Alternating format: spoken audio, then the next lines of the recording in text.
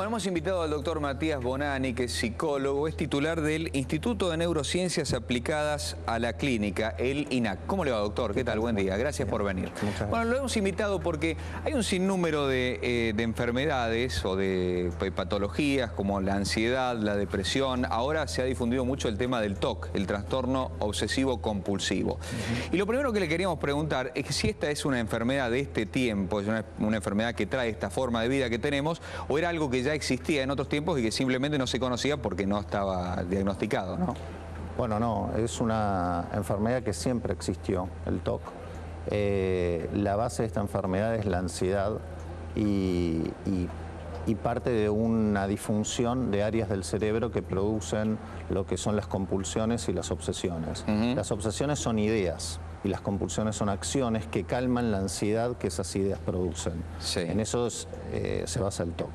Ahora, la ansiedad que acompaña el TOC y que acompaña todos los trastornos de ansiedad, como es el propio TOC o el trastorno de ansiedad generalizada o el estrés postraumático, es patrimonio del ser humano. O sea, la ansiedad siempre existe en el humano y es una sensación de inquietud, sí, que tiene que ver con la situación de posibilidad de amenaza al equilibrio que uno puede tener. Sí, se dice que es como un estado de alerta permanente el tema de la ansiedad, ¿no?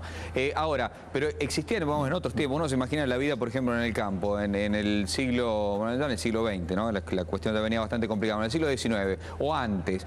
¿Había estos niveles de ansiedad como hay ahora, que por ejemplo la gente no puede dormir, no se puede concentrar, si no durmió la noche anterior en el trabajo, está que se cae, no recuerda las cosas, digo, cuestiones que nos pasan a todos, ¿no? Y además ese tema que mucha gente lo sufre, ¿eso era común antes o no? Bueno, lo que cambió son el contexto en el que nos ponemos ansiosos. Antes la gente se ponía ansiosa por las amenazas que sufría. Por ejemplo,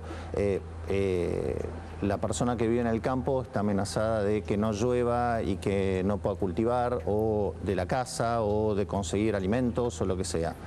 Hoy estamos expuestos a una serie de factores de ansiedad que tienen que ver con la tecnología y con nuestro tipo de vida, pero la ansiedad es una forma que tiene el cerebro de registrar que nos tenemos que adaptar a algo. Entonces, en estos tiempos actuales, ¿a qué nos adaptamos? A la calle, a caminar en una ciudad en donde está llena de ruido, en donde vemos muchas personas, pero son otro tipo de ansiedades.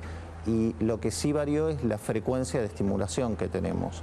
En otra época la frecuencia de estimulación era mucho más baja, el tiempo de estimulación era más baja porque los días eran más cortos.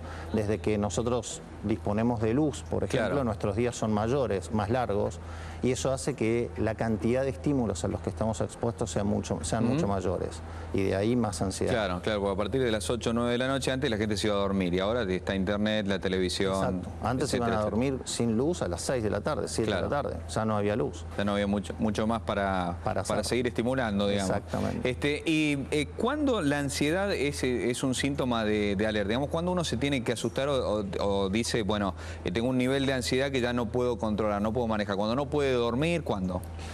Bueno, los síntomas más importantes probablemente son el insomnio, las preocupaciones constantes. El ansioso es una persona que siempre está preocupado por algo y siempre tiene la sensación de que en algún momento va a arreglar esta situación que lo preocupa, pero es una característica que cuando termina de arreglar esa situación, enseguida engancha con otra preocupación. Nunca para estar preocupado. O sea, el problema no son las preocupaciones, sino que la persona es ansiosa, digamos. Exactamente. Claro. ¿Y eso cómo se combate? Básicamente hay cosas que son preventivas, que hasta suenan trilladas por los médicos porque es lo que repetimos sistemáticamente, que es hacer ejercicio físico, tener una vida bastante ordenada, porque uno de los factores que baja la ansiedad es poder tener cierto grado de predictibilidad. Entonces hacer gimnasia a horarios determinados, tener horarios de alimentación determinadas, tener una buena alimentación. La ansiedad hace que nosotros consumamos, el estrés hace que consumamos mayor cantidad de vitaminas, minerales, oligoelementos, que normalmente si estamos tranquilos consumimos menos, es como la nafta. Entonces necesitamos una buena alimentación para tener un buen nivel de todos estos elementos y tener más o menos una vida ordenada. Eso es preventivamente. Claro. La otra cosa preventiva es entrenarse en algunos ejercicios como de relajación, yoga y demás. Porque una vez que una persona ya está, se desencadenó la ansiedad, instalar todas estas rutinas es mucho más difícil. Claro. Es mucho mejor si la persona las tiene instaladas y después las refuerza en una situación de ansiedad. Y entonces el primer hábito que hay que arraigar, ¿cuál es entonces? El horario, ¿no? Organizar el horario, eso es lo primero. Tener un marco horario entre el ejercicio físico y la alimentación, eso son puntos en el día que nos dan una estructura diaria. Después las actividades intermedias, el trabajo y demás, las vamos organizando en ese marco. Eso nos da predictibilidad. Ahora, hay una ansiedad que es buena, ¿no? Que por ejemplo la ansiedad de hacer cosas, no sé, de desarrollar una actividad que puede ser el trabajo, o la ansiedad de practicar algún deporte, digamos, eso está bien. Bueno, lo que pasa es que la ansiedad puede llevarnos a ser productivos. El punto es que muchas veces no notamos cuando dejamos de ser productivos y nos excedemos en productividad, aunque digamos el resultado es bueno, estamos trabajando muchísimo, ¿sí? Pero estamos, por ahí socialmente le damos mucho más valor a esta productividad y no al estado y al costo que eso lleva. Entonces por ahí uno es altamente efectivo laboralmente, pero tiene un infarto, ¿sí? Entonces hay que tener mucho equilibrio y lograr detectar exactamente en dónde esa productividad pasa a tener un costo alto, porque la ansiedad me está empujando a tener conductas que me calman esa ansiedad. Entonces por ahí trabajar mucho en realidad lo estoy usando como función de calmar la ansiedad y no como producción en sí. Claro. Eso es una de las cosas que los médicos hacemos cuando el paciente viene, discriminar en qué punto esta ansiedad es productiva o va a ser lesiva, ¿no? ¿Y quiénes son los primeros que se dan cuenta? Me imagino los familiares, ¿no? Exactamente. Normalmente las personas que están en un tren ansioso, excepto que estén con preocupaciones, con insomnio o con muchos síntomas físicos, fatiga, no se dan cuenta. En general ellos lo toman, mientras sean productivos, lo toman como algo positivo. Como algo que claro, que las cosas están saliendo bien, ¿para qué vamos a cambiar, no? Exacto. El ansioso siempre vive en el futuro, pero no puede estructurar consecuencias del futuro. Entonces, calma inmediatamente la ansiedad, trabaja mucho, por ejemplo, pero no puede prever que va a tener un infarto por esto, por ejemplo. Está bien. Está bien. Y con respecto al tema de la depresión, ¿hay una conexión? Es decir, ¿la ansiedad puede ser una consecuencia o una causa de la depresión? Bueno, están relacionadas. No todas las depresiones tienen relación directa con la ansiedad, pero hay un grupo de depresiones que tienen conexión directa con la ansiedad. Las personas que son muy ansiosas después de los 35, 40 años empiezan a tener episodios depresivos. ¿Esto cómo se entiende? Imaginemos que la depresión es un aumento importante de la actividad mental. Llega un punto en donde el cerebro decide, es como volver a un equilibrio homeostático, a un equilibrio, cortar todas las funciones. Entonces empieza de a poco a aparecer síntomas depresivos. Uno empieza a perder ganas de tener situaciones de placer, como salir o como tener ganas de tener relaciones sexuales. Se va instalando muy de a poco hasta que en algún momento aparecen los síntomas depresivos más francos. Esto tiene que ver básicamente con que el cerebro lo que está buscando es cortarnos la cantidad de estímulos que hacen que tengamos que responder y nos pone ansiosos. Sí. ¿Y esos síntomas depresivos más francos, cuáles son? Básicamente la pérdida de capacidad de disfrutar, la disminución en la energía, la tristeza, la angustia. La tristeza básicamente puede o no estar, no siempre. O sea, está. No siempre el deprimido es una persona triste. No siempre.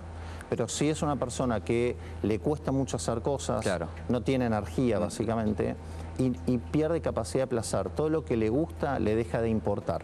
O sea, si le gustaba el fútbol es como, bueno, sí, ganó River, perdió River, más o menos lo mismo cuando por ahí era un fanático de eso. Esas son las características más importantes. Después sí aparece síntomas físicos como la pérdida de energía franca, la tendencia del aislamiento y demás. La persona que, por ejemplo, ya padece el trastorno obsesivo compulsivo, ¿es una persona que tiene muy alto nivel de ansiedad o no necesariamente? No, normalmente tienen altos niveles de ansiedad. Ya de hecho, el mismo trastorno produce ansiedad constantemente porque o están con pensamientos constantes que son medio trágicos. Normalmente si es, por ejemplo, si yo no toco esta mesa, mi madre se va a morir, claro. Entonces están obligados a tocar la mesa claro. constantemente. Sí, no, uno se sonríe, ¿no? Porque esto parece gracioso, pero para el que no lo padece, ¿no? Para el que no lo sufre. Es terrible. Para el que la pasa es espantoso. Lo que pasa es que esto es parte de entender lo que es una enfermedad de este tipo, ¿no? Porque es cierto que desde afuera la gente le da a veces gracia, pero el que la pasa terriblemente mal. Y hay, por ejemplo, casos, usted conoce, a lo mejor conoce, a lo mejor no, pero de personalidades así, grandes personalidades que tengan este tipo se me ocurre preguntar, ¿no? De este tipo de trastornos obsesivos compulsivos. En alguna medida, en algún momento todos tenemos, porque, por ejemplo, hay una época en que uno está con muchos, tienen la atención muy focalizada en el trabajo. ¿A quién no le ha pasado? Entonces, cuando pone el despertador a la noche, va y lo mira 3 o 4 veces, a ver si está bien puesto, ¿no? Exacto. Bueno, esos son estados de ansiedad que hace que la gente refuerce aspectos de personalidad. Sí. Las personas más obsesivas regulan su ansiedad con aspectos obsesivos, pero eso no es un trastorno obsesivo. Eso no es el TOC todavía. No es el TOC. ¿Por qué? Porque el cerebro, para adaptarnos a situaciones, usamos distintos aspectos de personalidad. Por ejemplo, si usted se encuentra en una situación de guerra en determinado momento, bueno, va a estar más paranoico, pero es adaptativo a esa situación de riesgo. Pero si yo lo pongo en el medio de la ciudad con la misma sensación de riesgo, ahí uno dice, bueno, este señor está paranoico. Claro. ¿Qué pasa? Yo estoy usando un aspecto de mi personalidad para adaptarme a una situación de riesgo. Lo obsesivo también me permite a mí ordenar determinados datos, por ejemplo, para dar una charla en un congreso, ¿sí? Claro. Pero si yo doy la charla muy obsesivo, va a ser una charla muy ordenada, claro, aburrida. Demasiado poco fluida o espontánea, ¿no? Exactamente. Claro. Entonces, cuando nosotros estamos ansiosos en determinadas situaciones, usamos estos aspectos reguladores de la personalidad. Cuando uno está nervioso por el trabajo, lo que sea, empieza a usar reguladores obsesivos para tratar de calmar esa ansiedad. Entonces ordena datos, chequea el reloj, busca información, no se puede dormir, pero el objetivo de eso es bajar los niveles de ansiedad. ¿Y algún caso de algún paciente con un trastorno así obsesivo compulsivo pero muy fuerte, muy arraigado, que se haya curado? Bueno, el 50% de los pacientes que tienen trastorno obsesivo compulsivo importante, básicamente no tienen respuesta o tienen muy poca respuesta a la medicación. Hay un 50% que responden mucho mejor, a veces la respuesta es absoluta y a veces es parcial, ¿sí? Pero sí hay un porcentaje importante, más o menos 30-40%, que seguro resuelve el trastorno. Sí. Y hay otro porcentaje que lo puede mejorar muchísimo. Lo que seguro hay que hacer es consultar. Porque mucha gente no consulta, porque le da vergüenza, porque han sido burlados, porque son burlados por el medio por sus compulsiones, ¿sí? Ordenan los zapatos, hacen determinados rituales que su familia y los allegados lo usan de burla. Entonces la gente tiene mucho miedo a consultar.